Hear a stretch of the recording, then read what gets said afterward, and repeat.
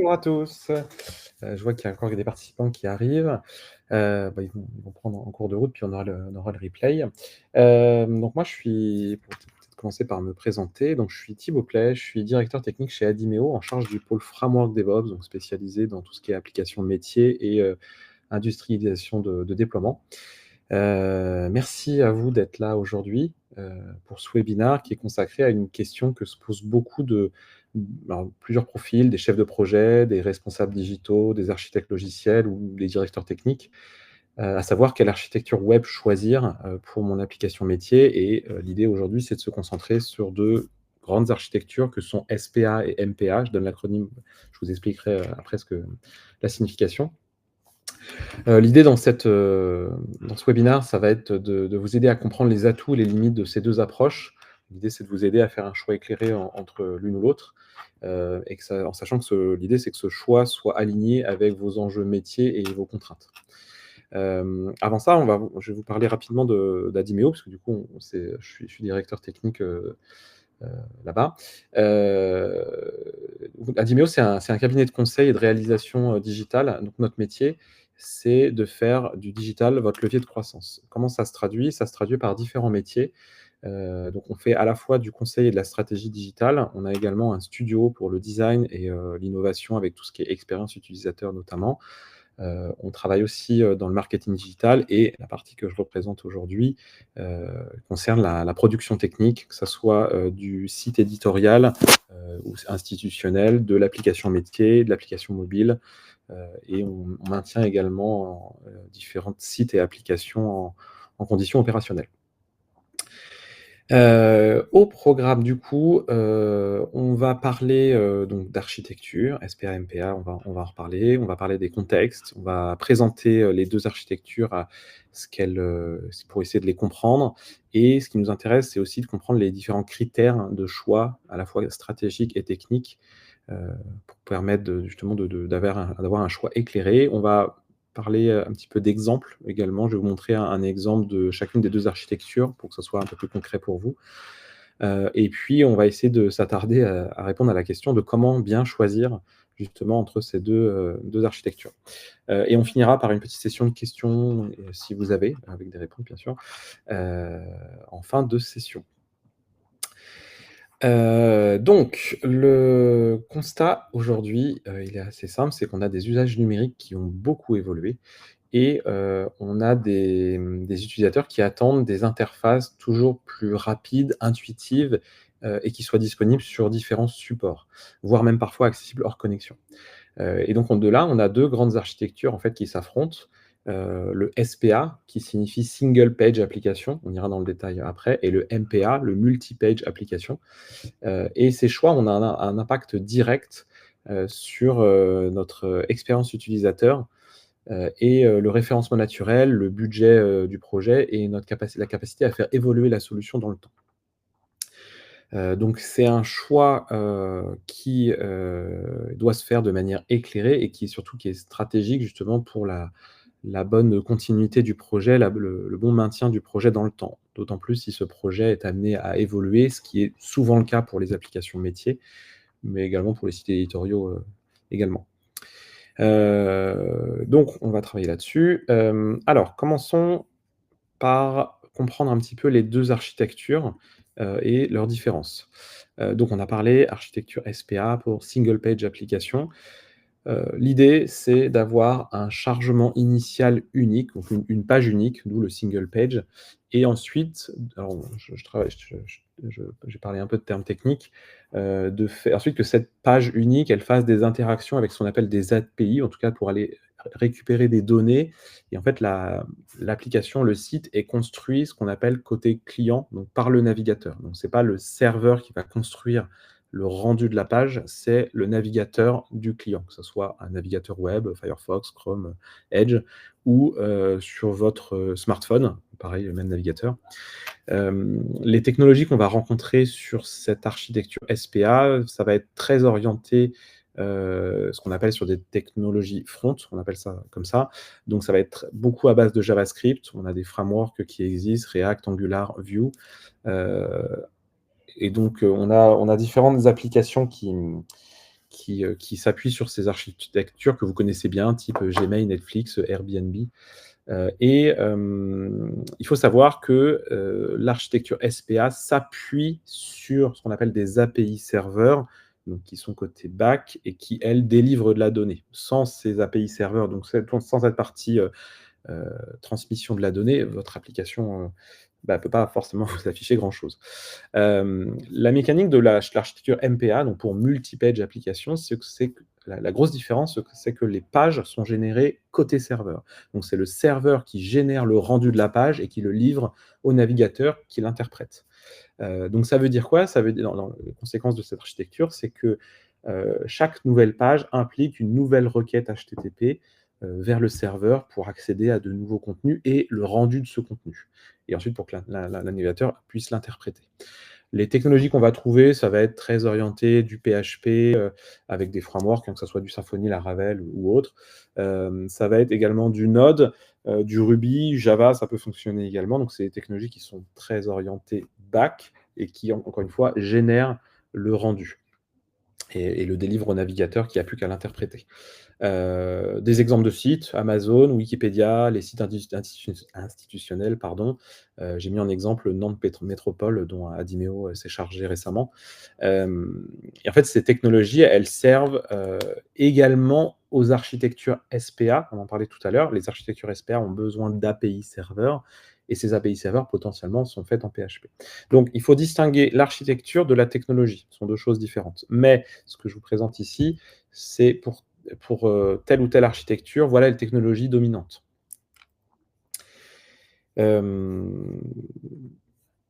Alors, on va parler un petit peu justement de la différence pour entrer un petit peu plus dans le concret entre les 2 architectures. Hem, D'abord l'architecture multi-page application, dont je vous parlais tout à l'heure du fait que le client, donc la partie front, fait une requête auprès du serveur qui génère le rendu et le délivre, au navigateur.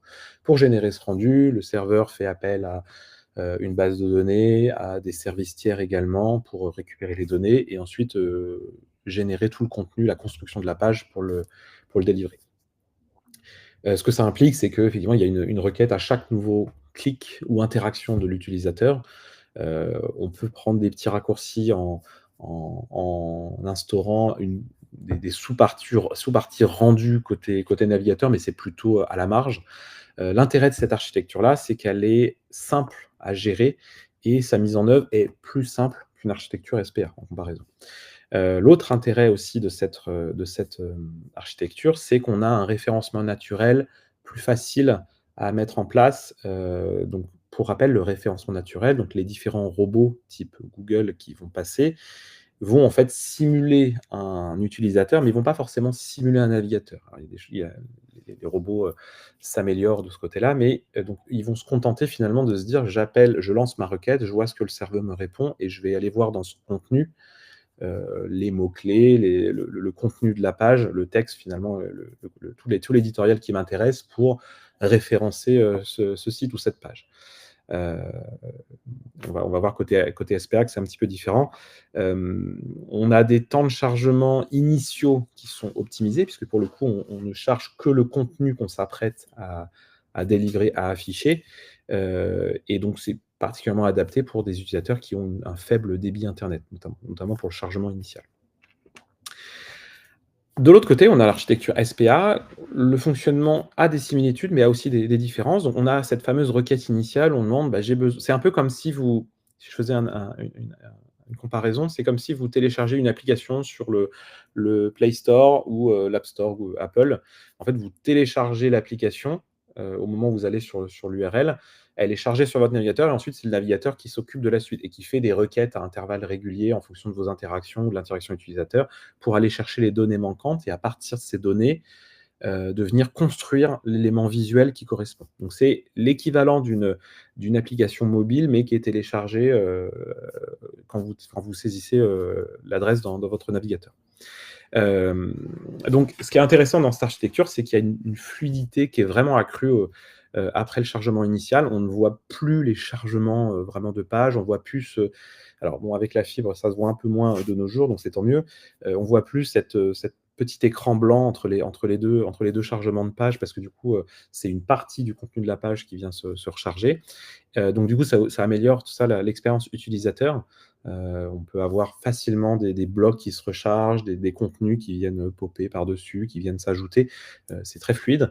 Et donc du coup, ça améliore du coup, cette expérience utilisateur et également les temps de latence qu'on va avoir. Mais on va également avoir donc je vous parlais tout à l'heure côté MPA du fait que le chargement initial est plus rapide. Côté SPA, ça veut dire aussi que le chargement initial est un peu plus long. C'est comme si vous téléchargez une application, donc il faut télécharger toute l'application. Il y a des possibilités de charger des parties de l'application, mais vous avez quand même le socle de base qu'il faut de toute façon, télécharger.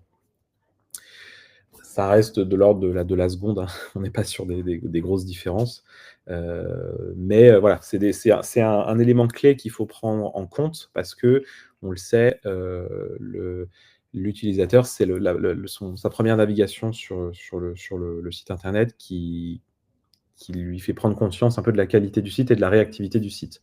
Donc ça veut dire qu'il va falloir soigner cette partie-là. Donc ça, c'est pour donner un petit comparatif entre les 2 grands principes des 2 architectures. On va parler maintenant d'exemples concrets, entre les différentes possibilités. Je regarde juste s'il n'y a pas de questions entre-temps au cas où. Non, c'est bon. Donc, je passe à la page suivante, voilà. On va parler des différents critères, qu'on va avoir entre les différentes, architectures. Pardon, je reprends mes notes, voilà. Où je vous propose ici un tableau pour synthétiser, alors il y a 2 parties, on va parler de critères stratégiques après, on commence ici par des critères techniques. Donc l'idée ici, c'est de comparer selon différents critères, quels sont les avantages et inconvénients des 2 architectures. Tout d'abord, en termes de performance et d'expérience utilisateur, on l'a dit, l'architecture SPA, elle permet d'avoir une expérience plus fluide après le chargement initial que l'architecture MPA. Elle permet, de gérer des interactions plus dynamiques, et par contre, ça veut dire qu'il va falloir également soigner, ce qu'on appelle l'optimisation et le cache éventuellement. Donc il y a des techniques qui existent telles que le server side rendering qui est une manière finalement de demander au serveur de générer le contenu, pour pallier justement au fait que, en SPA, c'est le navigateur qui est censé, construire le rendu de la page. Et également, alors ça je mords un petit peu sur le critère d'en dessous, pour justement, pallier aussi à ce défi d'indexation des moteurs de recherche qui est lié au fait que le contenu est construit par le navigateur et donc les moteurs d'indexation n'embarquent pas forcément ce moteur. Eux, ils s'appuient sur ce que le serveur leur renvoie en termes de contenu et ils analysent ce contenu. Alors je reviens sur la comparaison, en termes de perf et d'expérience utilisateur sur le MPA. On va avoir, on l'a dit, un chargement plus rapide et surtout prévisible pour chacune des pages. C'est moins complexe à gérer en termes de construction, et le cycle de vie des pages est également plus simple à gérer. Alors l'inconvénient, c'est qu'on a un rechargement plus fréquent puisque à chaque page égale une nouvelle requête, donc forcément on recharge l'intégralité de la page. Ça peut être perçu comme moins agréable pour l'utilisateur, ça va dépendre également de ce qu'on recherche pour l'utilisateur. On va en parler, sur les pages suivantes. Donc côté référencement SEO, j'ai parlé de la partie SPA. Au niveau MPA, ça va être naturellement favorable au référencement. C'est 2 fois naturel dans la page, dans le texte. On a un contenu qui est directement indexable par les moteurs de recherche, donc c'est hyper intéressant. On va le voir, le MPA pour les sites institutionnels qui sont très orientés sur le contenu, c'est une architecture qu'on va avoir tendance à privilégier. On va le voir un peu plus tard. En termes de complexité et de maintenabilité, donc ça, c'est un point qui est hyper important. Les SPA sont plus complexes en termes d'architecture à maintenir. Elles sont beaucoup plus puissantes, en termes d'interactivité, on l'a vu et de dynamisme, mais ça se fait justement avec également davantage de complexité. Ça veut dire aussi que, vous avez besoin d'avoir des équipes avec des compétences supplémentaires, en Java et avancées en JavaScript. Donc ça veut dire aussi potentiellement des équipes avec potentiellement 2 équipes avec des compétences différentes, une pour gérer le front, une pour gérer le back. Donc la partie back, pour rappel, c'est toute la partie, données, API, potentiellement interconnexion avec système tiers. Tandis que sur la partie MPA, on va avoir une gestion du code qui va être essentiellement, côté serveur, donc ça veut dire aussi, une architecture qui s'étale un peu moins, donc une maintenabilité peut-être, davantage maîtrisée, ou en tout cas, plus facile sur le long terme. Par contre, ça veut dire aussi une logique métier qui est peut-être plus éclatée entre les si les pages sont mal conçues. On va pas forcément avoir besoin de construire une application, mais de délivrer, des pages A, B, C, D. Donc c'est quelque chose qu'il faut surveiller également. Alors on a des frameworks aujourd'hui qui nous aident justement à structurer ce code, de manière, plus logique avec justement toute cette logique métier qui va être, centralisée sur une partie du code. Donc ça, c'est intéressant. En termes d'infrastructure, le SPA va aussi avec son lot de alors je précise que j'ai pas de parti pris ni pour l'un ou pour l'autre, je pense que ça va dépendre des usages, on va en parler après. Le SPA, l'architecture SPA nécessite des ressources clients qui sont plus importantes. Parce que le rendu est fait côté client, ça veut dire aussi que ça nécessite, plus de performance du navigateur. Donc ça veut dire qu'une architecture SPA, une application SPA qui va où justement ce sujet de performance va être mis de côté, ça va générer des lenteurs, non pas de chargement, mais d'exécution. Vous allez avoir, symptôme classique, vous allez avoir le ventilateur de votre ordinateur qui va se déclencher, vous allez pas comprendre pourquoi. En fait, c'est parce que votre navigateur consomme, beaucoup de ressources à ce moment-là, parce qu'il peut-être qu'il construirait mal justement le rendu ou, sans optimisation de la mémoire. Donc c'est quelque chose qu'il faut pas négliger de ce côté-là. Ça rejoint le sujet, du dessus, de compétences, avancées, d'avoir une architecture plus complexe. Il faut se préoccuper de ces sujets de performance. Alors on va pas les mettre de côté sur l'architecture SPA, mais elles sont moins visibles parce que c'est le serveur qui va prendre cette charge. Alors côté SPA, la bonne nouvelle, c'est que côté serveur, ce sera peut-être moins, on n'aura peut-être pas besoin de serveurs aussi performants parce qu'ils vont se concentrer sur délivrer de la donnée, délivrer l'application. Là où le MPA, bah, le serveur va devoir faire des calculs, faire, de la génération de rendu, ce genre de choses. On a une infra qui est plus simple, mais qui va peut-être être, qu'il va falloir gonfler un petit peu, et du coup qui est effectivement, scalable. Alors la définition de français de scalable, c'est, on va pouvoir aligner plusieurs serveurs pour éventuellement faire de la redondance et justement, répartir cette charge. Hem, voilà, j'avance un petit peu, donc c'est sur la partie technique. Je regarde si j'ai fait à peu près le tour. Oui, ce qui est intéressant sur la partie, SPA en termes d'infrastructure, c'est que étant donné qu'on va avoir des on va vous alors c'est pas tant l'architecture qui veut ça, c'est plus l'usage qu'induit l'architecture d'avoir cette expérience fluide et dynamique, fait qu'on va avoir un besoin à inclure ce qu'on appelle en CDN, donc c'est du Content Delivery Network, donc c'est l'idée d'avoir une infrastructure répartie à travers le globe, géographiquement parlant, pour justement s'assurer d'avoir des temps de réponse les plus optimales possibles. Parce qu'on s'attend à avoir une application dynamique, très fluide, on comment dire? Et qui va être très fréquente d'ailleurs ces interactions. On va y avoir beaucoup de requêtes qui vont être effectuées pour récupérer de la donnée. Et ben, on va être en attente d'un temps de réponse le plus faible possible.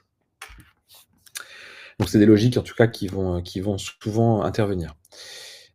J'avance. Donc ensuite, côté stratégique, sur les architectures SPA, c'est important, d'avoir, le métier qui est impliqué dans ce rendu d'application. C'est idéal justement quand on a cette application métier qui se veut interactive, avec des tableaux de bord en temps réel, avec une expérience utilisateur très riche.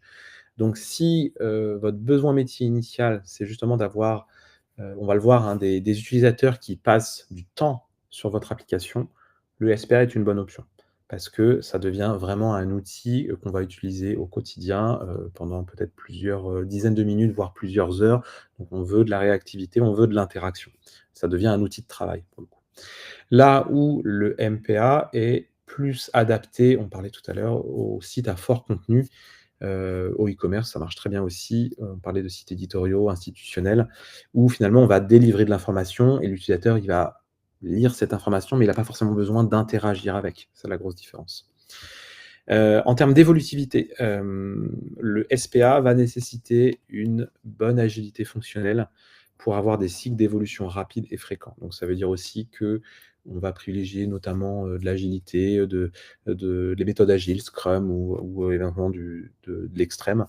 On a besoin également d'avoir une logique de sécurisation des API parce que donc il y a dans la logique SPA, on s'appuie beaucoup sur les API pour exposer les données. Ça veut dire aussi que ces données doivent être sécurisées, avec une authentification forte, parce que sinon c'est, le risque d'avoir un système tiers qui vient, récupérer ces données, et que ce ne sera pas forcément visible. Donc, c'est un point important.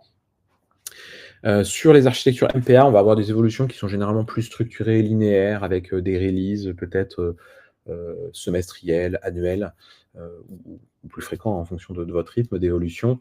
La sécurité a l'avantage d'être plus centralisée avec des sessions serveurs. On n'a pas forcément besoin d'API. C'est toujours bien quand on va vers du microservice éventuellement, mais peut-être qu'on peut le sécuriser d'une autre manière avec des règles finalement au niveau du réseau, avec, du filtrage IP, ce genre de choses. Ce qu'on ne peut pas faire côté SPA, parce que ces API sont, pour rappel, interrogées par le navigateur, donc par le client, donc par une IP inconnue. En tout cas, on ne peut pas prédire à l'avance. En termes de budget, c'est un point important. Les architectures SPA ont tendance à avoir un coût initial plus élevé. Parce que plus de compétences, on parlait d'équipe front-end et d'équipe back-end, éventuellement un architecte justement autour de tout ça. Alors pour les applications interactives, le retour sur investissement est clairement plus élevé, notamment en termes de satisfaction, en termes de transformation selon le métier qu'il y a derrière l'application. Et on sent un utilisateur qui est davantage engagé sur l'application, il passe plus de temps, il va vraiment s'en servir comme outil de travail.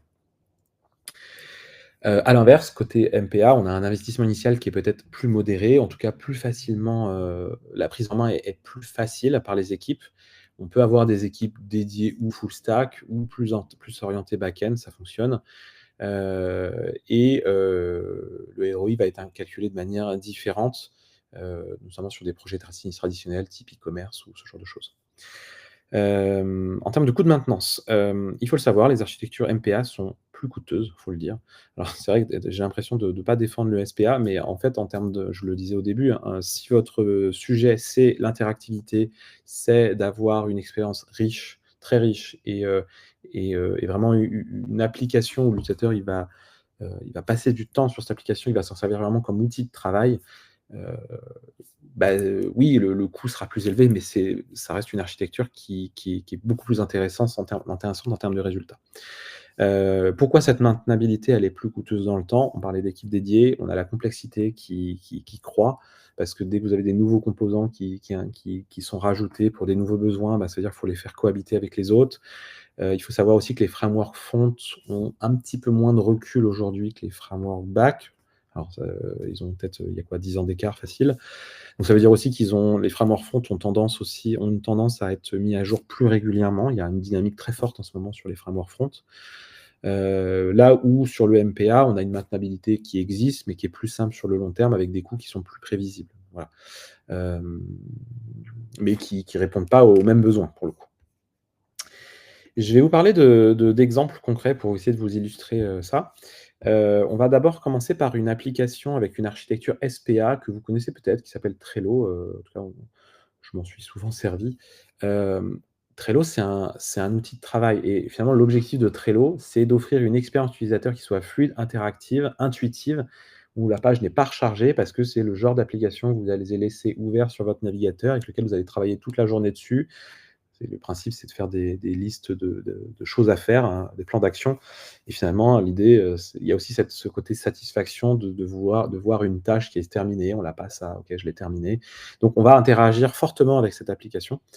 On navigue, entre les différents tableaux, on fait du cliquer glisser, il va y avoir des fenêtres qui apparaissent, de l'édition directe de contenu ou voilà, tout comme vous ouvriez par exemple, je fais un peu le parallèle avec, Microsoft Word que vous avez installé potentiellement sur votre navigateur. Vous interagissez avec, vous écrivez du contenu, vous mettez en forme, ce genre de choses et finalement, vous enregistrez alors les nouvelles versions de Word, vous n'avez plus besoin d'enregistrer, c'est fait automatiquement. Word Online, c'est exactement le même principe. Les contenus sont enregistrés, en temps réel. Hem donc ça veut dire alors donc là, voilà, je parlais de la mise à jour instantanée. Il y a aussi des limites, sur ce genre d'application. Le référencement est inexistant. D'un autre côté, Trello, la partie dashboard de Trello, elle a aucun besoin de référencement. Ce qui est intéressant pour Trello, le référencement, ça va être le site vitrine évidemment de l'application pour en faire la promotion. Donc potentiellement, Trello, on pourrait avoir, j'ai pas été vérifié, mais on pourrait avoir deux architectures différentes, mais 2 applications différentes. Une partie vitrine qui est en MPA, qui est vraiment plus axée sur le contenu, et référençable, justement pour faire la promotion de leur application, et une partie vraiment application métier, donc ici, de la gestion de to-do list, qui elle n'a aucun besoin de référencement, où finalement l'architecture SPA est tout à fait adaptée pour ça. Donc elle est pas, voilà, ce que je marquais en fait, le SEO est inexistant, mais non nécessaire dans ce contexte applicatif. On a un front qui est complexe à maintenir dans le temps. Il faut gérer des états, des composants dynamiques, quand on vient rajouter des nouveautés avec potentiellement de l'interconnexion avec d'autres systèmes tiers. On pourrait imaginer, sur Trello, je ne sais pas s'il y a cette fonctionnalité de pouvoir, ajouter à mon agenda Outlook, telle ou telle tâche pour y penser. Donc forcément, voilà, on va rajouter un peu de la complexité, et on est fortement dépendant du JavaScript. Donc le JavaScript doit être activé. Alors c'est un discours qu'on tenait fortement il y a, 15 ans de ça. Aujourd'hui, on se pose moins la question parce que tous les navigateurs embarquent, JavaScript. Heu, donc c'est une bonne chose, mais ça veut dire aussi que, JavaScript consomme des ressources côté client. Alors autant sur un ordinateur portable, c'est pas forcément gênant, sur un smartphone, il va quand même y avoir cet enjeu de, ne pas consommer trop de ressources parce que ça fait bêtement chauffer votre smartphone, ça bouffe la batterie.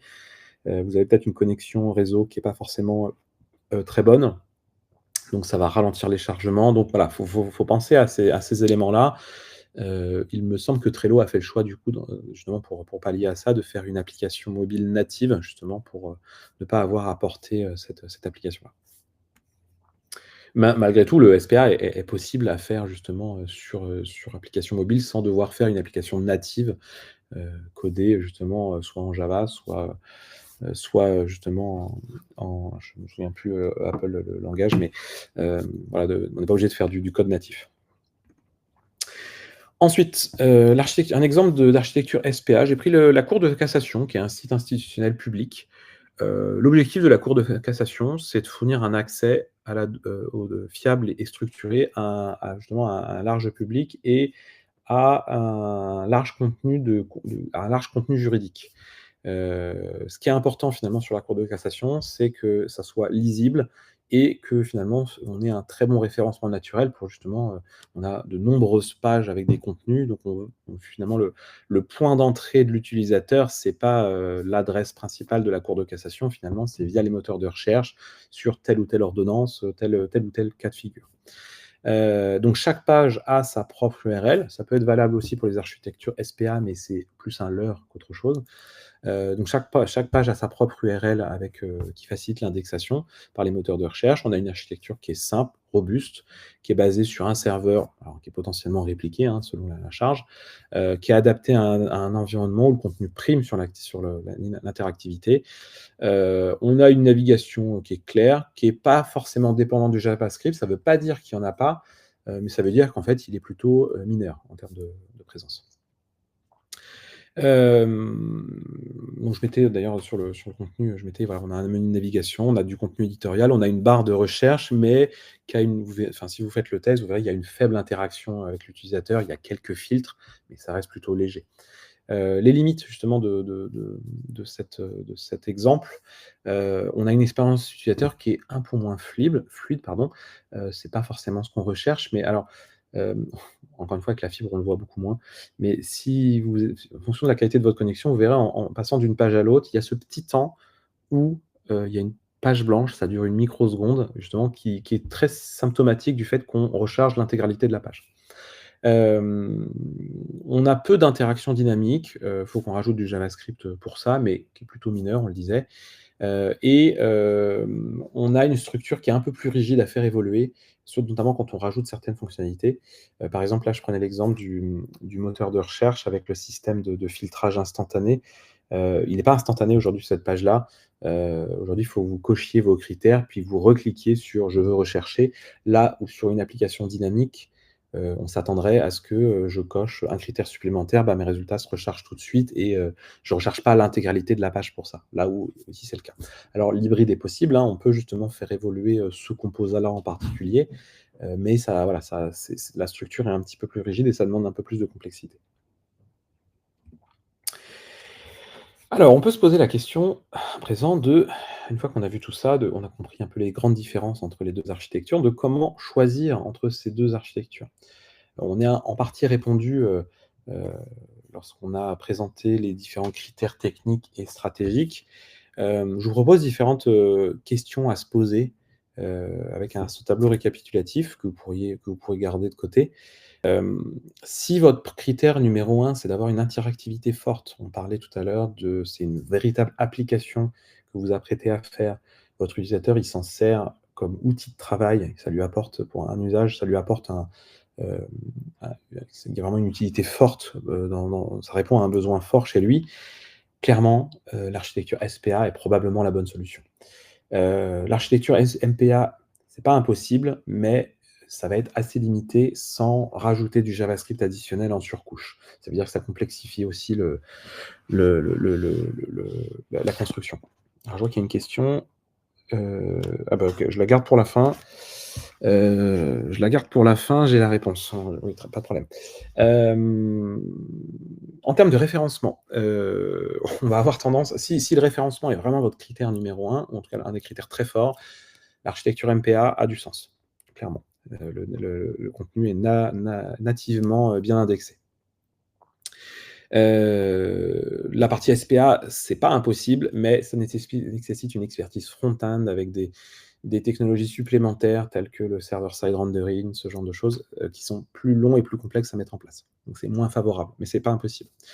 En termes de délai de développement, si vous avez besoin de faire un POC rapide, de votre outil, j'aurais tendance à flécher vers MPA. Alors l'inconvénient, c'est qu'après si derrière ce POC, voire MVP, vous voulez le transformer et il s'avère que c'est une application, avec une grosse interactivité, éventuellement peut-être, faudrait voir pour faire le POC en SPA plutôt. Ça va être un peu plus long à faire avec une plus forte expertise. Ça va rejoindre le sujet des coûts initiaux. Heu, mais effectivement, j'aurais tendance à flécher vers la MPA qui a des délais de réalisation qui sont généralement plus courts. Évidemment, ça va dépendre de votre application, mais c'est une tendance. En termes d'expérience utilisateur, on l'a vu, la recherche de dynamisme, l'expérience utilisateur va être clairement meilleure, vers justement sur l'architecture SPA. Vous n'avez pas de rechargement ou des rechargements très ponctuels, très localisés, donc c'est hyper intéressant.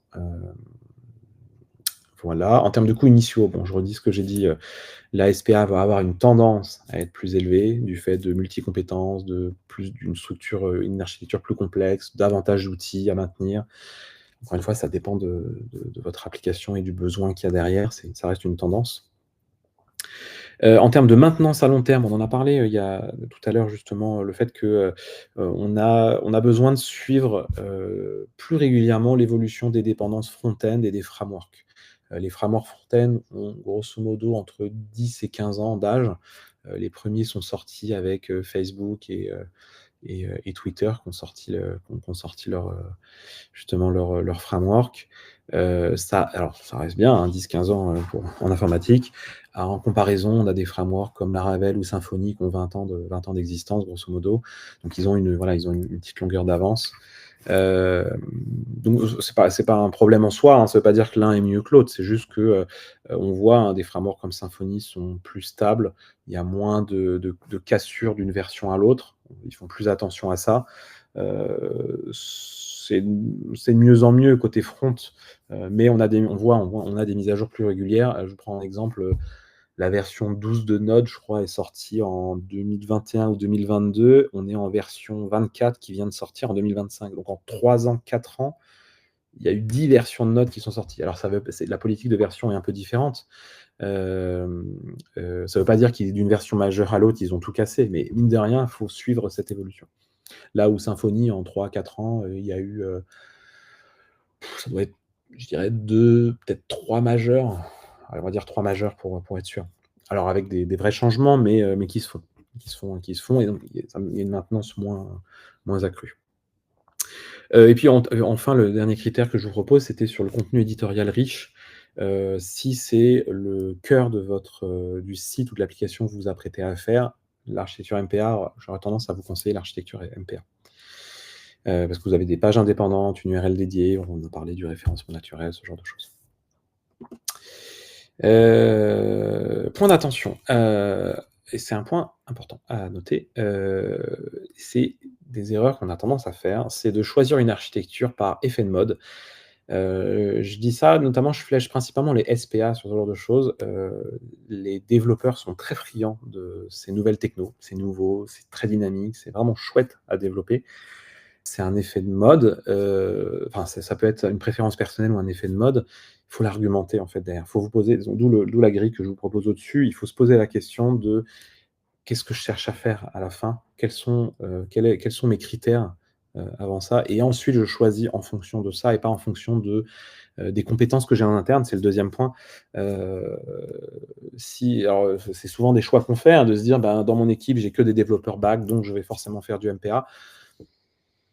Il faut faire aussi avec les contraintes, hein. Je comprends que c'est pas toujours évident. Il faut se poser la question de, bah, en fait, si, votre contenu, vous êtes en train de développer une nouvelle application, un outil de travail et où l'architecture SPA, ça paraît être la bonne solution, ben, c'est peut-être l'occasion de faire évoluer les compétences de votre équipe interne ou de la renforcer avec des compétences externes justement qui s'y connaissent, en SPA sur des technologies front. Et donc c'est le deuxième point, de ne pas sous-estimer justement ce besoin de compétences. On a besoin de compétences en JavaScript. En architecture SPA, c'est une manière de faire l'application qui est différente. On a besoin des 2. On a besoin dans le SPA, on a besoin du back et du front. Ils doivent travailler ensemble. C'est pas forcément les mêmes personnes, mais c'est des manières de faire qui sont un petit peu différentes. Donc les points d'attention à ignorer les impacts sur le SEO dans les projets à forte visibilité publique, c'est un point important. Je rejoins notamment l'effet de mode. J'ai vu des projets, qui ont fait ce choix d'SPA parce que c'est hype, parce que les développeurs voulaient aller vers ça, sauf qu'en fait l'application ou le site qu'ils étaient en train de développer, c'était du contenu éditorial. Alors on a une application qui est super dynamique, qui est cool, mais qui est très mal référenciée et ensuite il faut soit on reste sur cette architecture et ensuite il faut déployer des nouvelles techniques justement justement compenser, justement ce référencement, soit, alors j'ai pas connu ça, mais ça peut être de se dire: «Bah, en fait, on s'est planté sur l'architecture, il faut remettre à plat le projet et revenir sur une architecture plus adaptée justement à ce contenu». Bah, c'est un peu le dernier point, c'est, ne pas faut pas oublier d'aligner les objectifs techniques, stratégiques et les priorités métiers finalement. C'est peut-être ça le plus important, c'est de vraiment se poser les bonnes questions, en amont et ensuite de faire découler que ces choix techniques découlent finalement de ces enjeux métiers et stratégiques de l'application. Qu'est-ce que j'ai? Grille d'aide à la décision. Ah bah oui, c'est du coup, tout à l'heure, j'avais des critères. Là, je vous propose des questions qui peuvent vous aider, vous guider dans le choix d'architecture avec en face, justement, l'orientation possible. C'est un peu un redit de ce que je vous ai dit tout à l'heure. J'ai pas forcément besoin de m'attarder dessus. Je regarde un peu les questions que je mettais. La forte interactivité, on en a vu. Le référencement naturel, oui, ça reprend ces différents éléments. Il y a des nouvelles questions intéressantes de: est-ce qu'on dispose d'une équipe qui maîtrise des frameworks JavaScript modernes? Si oui, ben, cool, le SPA est tout à fait adapté. On a le contenu éditorial structuré à fort volumétrie qui va flécher principalement vers du MPA. L'expérience utilisateur qui va flécher vers le SPA. L'accès hors ligne, c'est un point qu'on n'a pas abordé. Le MPA ne permet pas d'accès hors ligne tout court. Là où l'accès SPA est possible, on peut avoir, en fait, qu'à partir du moment où vous téléchargez votre application côté navigateur, il y a possibilité de la mettre en cache finalement cette application, tout comme vous la téléchargeriez sur un app store. Donc ça veut dire aussi que cette application a la possibilité de continuer à évoluer hors ligne. Alors après, il y a pas de secret, elle accédera pas à du nouveau contenu, mais si vous voulez faire un test, et que vous êtes sur Gmail, ouvrez-le sur votre navigateur de votre smartphone, mettez-vous en mode avion et vous verrez que l'application, elle continue à réagir. Alors évidemment, vous n'avez pas accès à du nouveau contenu parce qu'il est pas accessible, mais le contenu qui a été chargé, il reste encore accessible. L'application continue à fonctionner. Donc faut se poser aussi la question de: est-ce que cette application elle a besoin de continuer à être hors ligne? Alors le hors ligne qui est intéressant, c'est pas forcément un ou 0, c'est aussi, la réflexion vaut aussi pour est-ce que c'est une application qui a tendance à être utilisée dans un contexte où le réseau n'est pas bon ou, variable. Alors le mobile, c'est le meilleur exemple, hein, pour le coup. Un accès mobile, vous avez votre réseau qui fluctue. Donc est-ce que vous voulez que cette application justement, que ça soit plus ou moins transparent pour l'utilisateur, le fait que le réseau soit variable? Ça a un impact très fort sur l'expérience utilisateur, justement. Voilà, on parlait de différents, terminaux. Est-ce que vous avez besoin d'une même architecture qui soit capable de s'adapter sur du desktop ou du mobile? Donc ordinateur ou, smartphone. Ça vous permet d'avoir une même architecture avec différents terminaux, donc smartphone, tablette, hein, évidemment. Ou est-ce que, donc auquel cas la SPA est tout à fait adaptée, pour ça. Ou est-ce que en fait, vous voulez faire le choix d'avoir une application, native sur smartphone, tablette et d'avoir un MPA sur le bureau parce que les usages sont pas tout à fait les mêmes. C'est aussi envisageable. Le budget, c'est important. Est-il contraint? Alors contraint, ça veut tout et rien dire. Il faut se poser la question du budget initial et du budget de maintenance, donc la ligne d'en dessous. Heu, Est-ce qu'il est plutôt limité ou est-ce que, il y a l'entreprise qui investit sur cette application, c'est vraiment son produit phare, auquel cas, et qu'il y a de l'interactivité, le SPA est tout à fait adapté. Mais la logique d'investissement est un peu différente. On sait que c'est notre produit, il y a un investissement, il faut le maintenir, justement ce produit, il faut continuer à le faire évoluer pour le rendre toujours, plus attractif. Donc l'architecture SPA va avoir tendance à être celle qu'on privilégie dans ce genre de cas. Dans l'autre cas, ça va être de l'archi MPA. Pardon. Et hem et du coup, ah oui, le dernier point, ça va dans le sens d'une des questions qui a été posée sur, est-ce que l'application cible un outil de gestion ou un système métier qui est très structuré, type un ERP, un inventaire de données avec un nombre d'utilisateurs finaux qui est plutôt restreint, donc qui va avoir un usage plutôt interne? Ça rejoint la question du coup de Mathieu qui demandait, pour un back office de gestion d'entreprise. Je peux y répondre du coup, je vais avoir tendance à plutôt flécher vers une MPA parce qu'on est sur un nombre d'utilisateurs restreint. Donc on n'est pas sur on est sur un produit de gestion, l'un n'empêche pas l'autre, mais l'expérience utilisateur est plus acceptable. Enfin, le fait qu'on ait une expérience utilisateur moins dynamique est plus acceptable pour les usagers internes qui sont plutôt limités. Ça reste leur outil de travail quotidien, mais va y avoir un ratio, coût de réalisation versus, gain de temps qui va plutôt être favorable au MPA dans ce genre de cas de figure. Alors, l'un n'empêche pas l'autre, encore une fois, hein, il y a des back office qui existent avec, sous forme d'architecture SPA. Ça va vraiment dépendre du dynamisme qu'on va vouloir derrière. De l'inventaire de données, on a un dynamisme qui est plutôt modéré, et qui est acceptable en MPA pour le coup. C'est pas grave si vous avez un rechargement de page sur ce genre d'outil. Si ça permet finalement de réduire le coût de développement, d'avancer, c'est plutôt intéressant. Pardon, j'avance du coup, alors perspective, oui, je voulais vous parler un petit peu c'est le dernier slide de contenu, je crois, non l'avant-dernier. Je voulais parler un peu des architectures hybrides. C'est quelque chose qui est en train d'émerger, où justement les frontières entre les architectures SPA et MPA, elles ont tendance à s'estomper grâce à des évolutions technologiques. On a des frameworks hybrides qui apparaissent, c'est-à-dire qui sont capables de gérer à la fois cette partie dynamique, que porte le SPA et à la fois cette partie, génération de contenu par le serveur qui est portée par le MPA. Dont j'ai cité quelques exemples, Symfony UX qui est basé sur Stimulus avec, Turbo Hotwire. On a de l'HTMX, qui apparaît, on a le Next.js qui est fait en React ou Nuxt pour l'équivalent Vue. Donc ça va être des frameworks en fait qui sont à la base SPA, mais voilà, l'architecture SPA, elle connaît ses limites. On parlait beaucoup du référencement. Et justement, elle travaille à ce que, à ce qu'il y ait des compensations à ça. Donc, on parlait tout à l'heure du SSR, le Server-Side Rendering, qui va être intégré dans ces frameworks et qui va permettre de compenser, un contexte d'application qui est plus centré sur le front. Ça n'effacera pas forcément le coût initial plus élevé ou à tendance plus élevée, mais ça permettra de compenser cet aspect SEO, heu, dans la création de l'application.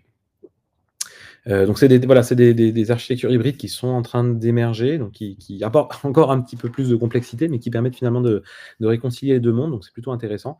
L'intérêt de ces approches hybrides, c'est également d'évoluer progressivement dans les technologies, de rajouter de l'interactivité sans forcément devoir complètement revoir l'architecture.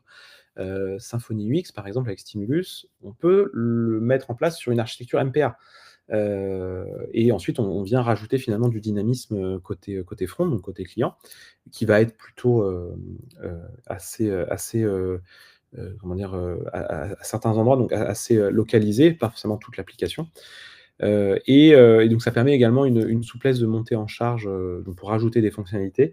On démarre simplement, par exemple, avec une MPA et ensuite on évolue pardon, avec davantage d'interactivité. Ça permet de répondre aux contraintes de budget ou d'équipes non spécialisées. On commence peut-être par une équipe, back avec, quelques compétences front et qui monte en compétences, progressivement justement vers, cette partie, framework front avec davantage d'interactivité. Donc ça, c'est intéressant. Donc je vous parlais du compromis SEO-UX justement, qui est plutôt intéressant dans ce type de framework hybride. En conclusion, il n'y a pas de solution universelle, ça va vraiment dépendre de votre contexte, pardon. Chacun de ces contextes il y a des limites, il y a des avantages, des inconvénients à chacune des architectures. Ce qui importe justement, et c'était tout l'enjeu de ce webinaire, en tout cas j'espère que ça vous a aidé, c'est de maximiser finalement la valeur métier, le budget, la maîtrise technique, en fait, que cette décision elle soit prise en compte de, de ces éléments-là. Je vous invite vraiment à vous appuyer sur la grille d'aide à la décision que je vous ai proposée dans ce webinaire avec les questions à vous poser. Heu, je vous conseille également d'associer et vos équipes métiers et vos équipes techniques pour qu'elles discutent ensemble dès la phase du cadrage du projet. J'ai vu beaucoup de projets où alors bon, moi je suis directeur technique donc je vais défendre ma partie. J'ai vu beaucoup de projets où la technique n'était pas associée et où finalement le métier a fait un choix et la technique n'était pas alignée avec et en tout cas ça correspondait pas et donc ça coûte pas forcément grand chose finalement de se parler au début, que chacun présente, un peu les enjeux respectifs qu'ils ont et justement de faire ce choix, d'aligner ce choix dès le début. Ça permet accessoirement d'avoir des équipes qui sont déj il y a déjà une bonne cohésion du coup qui s'est créée entre les équipes. Le choix a été commun entre les équipes, donc c'est important. Et donc ça, c'est ce qui permet finalement aux 2 équipes de travailler, pleinement ensemble et finalement pour répondre à l'objectif premier qui est de produire une application qui va être utilisée ou un site qui va être utilisé par les utilisateurs finaux. Voilà, vous avez peut-être des questions, avec des réponses que je vais vous apporter. Je vous fais juste un petit aparté sur Adimeo, où on est en capacité de vous accompagner pour vous conseiller sur le choix de telle ou telle architecture. C'est des choses qu'on propose. On est également bien sûr capable de concevoir et de développer vos outils, si c'est quelque chose qui peut vous intéresser. Généralement, on propose justement cette phase de conseil, initial si vous êtes hésitant ou si vous avez besoin d'être plus à l'aise avec, ce choix, et on propose bien sûr la maintenance, des applications qui existent, déjà, que vous disposez et vous avez besoin de déléguer cette maintenance à un partenaire et donc ça, c'est des choses qu'on propose à la fois sur de l'application métier, sur des sites éditoriaux ou institutionnels. Voilà, alors passons aux questions. Je vois qu'il nous reste, un peu plus de 10 minutes, donc c'est parfait. Alors Mathieu, je pense avoir répondu à votre question. Où j'aurais plutôt tendance à flécher vers une architecture MPA pour un back office de gestion d'entreprise. Donc les raisons que j'évoquais, c'était, généralement un faible volume d'utilisateurs, un besoin, un comment dire? Ça reste si c'est un outil interne, on va avoir peut-être tendance à mettre un petit peu moins d'argent sur la table. Et après, il faut se poser la question quand même, enfin, tout de même de la complexité du métier et du besoin d'interactivité pour vraiment trancher sur la question. Je vois une question de Nathalie: «Pour une SN qui soit diffuser des offres de mission, que conseillez-vous? SPA ou MPA?» hem, alors, je vais avoir plutôt tendance pour diffuser des offres de mission, à plutôt m'orienter sur la techno. Après si ça s'adresse à vos clients, ce qui est intéressant finalement, c'est de montrer votre capacité à faire ce choix un choix éclairé finalement entre ces 2 architectures. Donc vous pourrez vous baser sur le contenu de ce webinaire si vous voulez.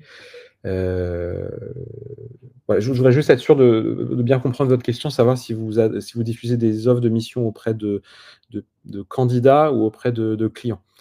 Ah, je vois la ligne d'après, nous voudrions pouvoir gérer nos annonces facilement nous-mêmes et nous avons pas une super compétence en administration du site. Ah OK, pardon. Il faut donc que ce soit très simple, très fonctionnel, alors choisir SPA ou MPA. Finalement, votre besoin, il est très orienté contenu. J'imagine que vos candidats, ils vont vouloir, consulter ce contenu, donc ça va être le contenu va être vraiment mis en avant. Vos candidats, ils ont pas forcément, besoin d'interagir avec cette mission, avec le contenu de cette mission. Donc je vais avoir plutôt tendance à flécher vers une MPA. Avec vous allez avoir sûrement un back office, où vous allez pouvoir gérer ce contenu. Donc finalement, c'est un inventaire de données. Le MPA le fait très bien l'affaire. Vous avez alors ça peut être vous avez ce qu'on appelle des WYSIWYG, donc c'est des gestions de contenu dans lesquelles vous allez pouvoir écrire, rédiger votre annonce, la publier. Donc tout ça, ça se fait, c'est du back office, c'est de l'inventaire de données. Votre inventaire, c'est une offre finalement, une annonce et ensuite cette annonce, elle est exposée sur un front office public, mais qui a pas forcément besoin, d'une SPA, non plus. Même pour postuler finalement, vous auriez un bouton, postuler avec un formulaire à remplir à une ou plusieurs étapes. Ça se fait très bien en MPA pour le coup, ce genre de besoin et j'aurais même tendance à le flécher vers ce genre de besoin. Heu, oui et après si vous avez besoin alors si vous voulez aller plus loin après sur, votre back office, vous voulez faire des statistiques sur, le nombre de candidats qui ont répondu, est-ce qu'ils vont jusqu'au bout, enfin, vous voulez vraiment commencer à faire des statistiques sur vos données, j'aurais tendance à vous conseiller, gardez l'architecture MPA, mais branchez un outil de data visualisation ou business intelligence par-dessus, qui vient se plugger sur vos données et ensuite vous faites de l'analyse statistique dessus, de l'aide à la décision, enfin vous faites de l'analyse de données, ça marche très bien pour ça. Il n'y a pas forcément besoin d'avoir une SPA, pour ce genre de besoin. En tout cas, si j'ai bien compris votre problématique.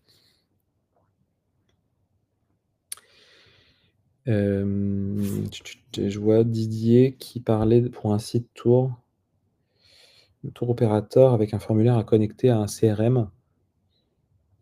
Pareil, un formulaire, on est dans de la collecte de données. J'aurais tendance à aller vers du MPA, si c'est un si en fait, si votre utilisateur, il est là, ponctuellement sur votre site, qui remplit ses données et qui revient plus après ou très ponctuellement, MPA, ça fait l'affaire. Le SPA, ça a du sens quand l'utilisateur, il reste sur votre outil, il fait des actions, il y a de l'interaction avec le métier finalement. Ça peut être une messagerie, par exemple, on pourrait là, il y a un intérêt avec du MPA, hein, pour le coup. Heu, ou si on voit, hein, les CRM type, HubSpot par exemple, ce sont des applications en SPA parce que c'est un outil de travail pour les commerciaux. Ils passent une bonne partie de leur journée dessus potentiellement, donc ça a du sens finalement d'avoir un outil SPA. Mais ça aurait pu être fait en MPA aussi. Pour le coup, c'est un choix qui a été fait. Ça répond à votre enfin dites-moi si jamais ça répond pas à vos questions, insistez.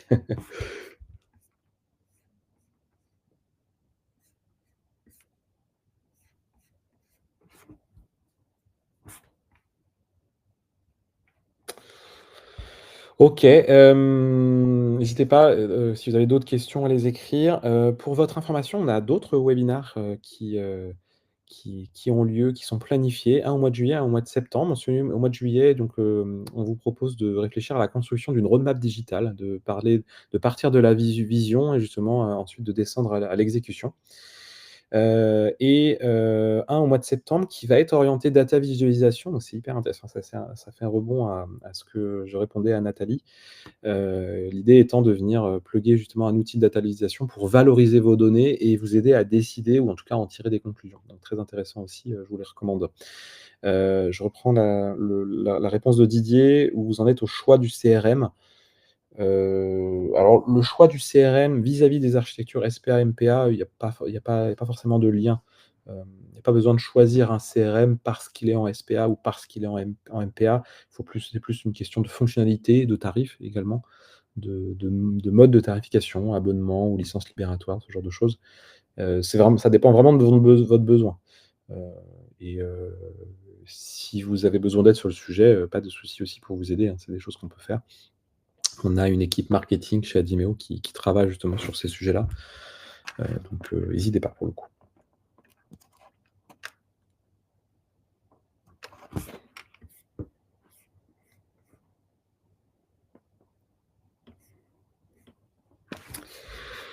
J'espère avoir répondu à vos différentes questions et puis à vous avoir éclairé, sur ces 2 architectures. J'espère aussi ne pas avoir été trop technique, c'est toujours le un des soucis, mais sur ce type de sujet, bon, on est obligé de descendre un petit peu dans la technique pour comprendre, pour ensuite remonter d'un cran.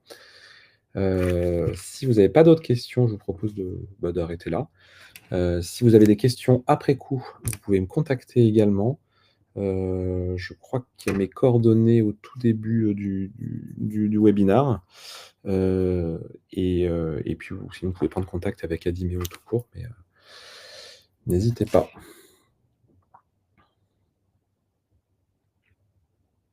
Je vous remercie Mathieu. Et bah, merci à tous et puis, bah, j'espère à bientôt et bon choix d'architecture en tout cas.